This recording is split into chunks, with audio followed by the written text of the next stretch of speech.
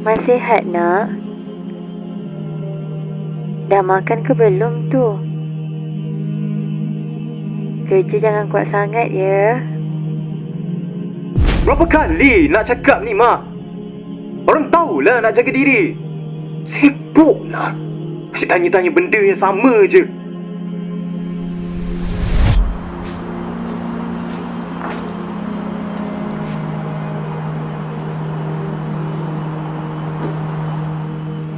Man, baliklah. Buka puasa.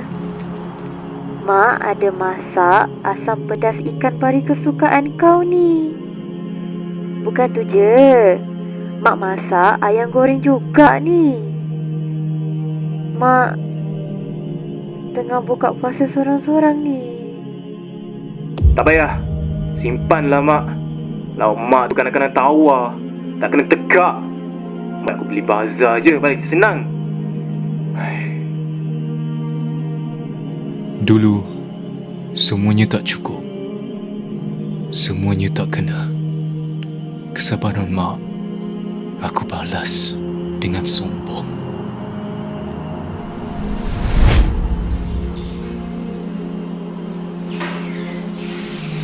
Mai, raya ni balik ya. Mak rindu. Mak dah belikan butang baju Melayu dan samping baru ni. Tengoklah macam mana nanti. Aduh, banyak kerja tau ni, Mak. Orang tak janji, orang tak boleh. Kenapa suka paksa-paksa sangat ni? Kerja, alasan yang tak pernah habis.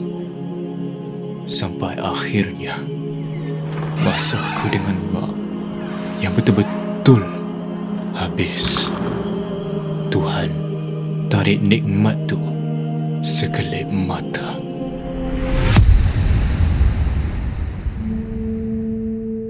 Allahu Akbar, Allahu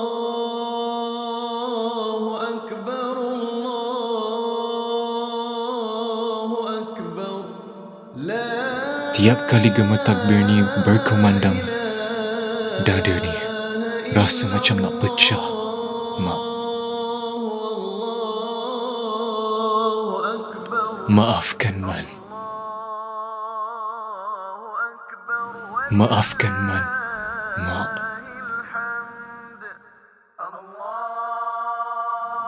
Man ni anak yang deraka.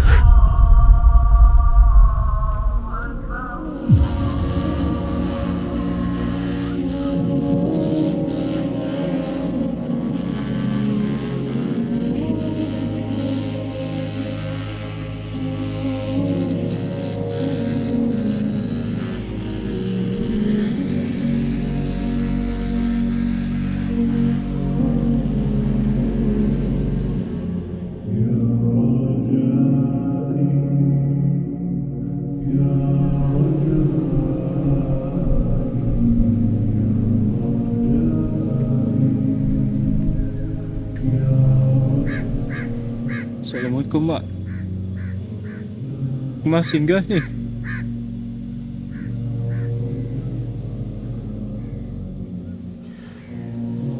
Mak, Lukman minta maaf ya.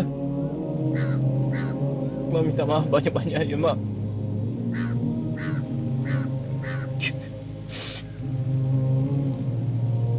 Mak rindukan Mak.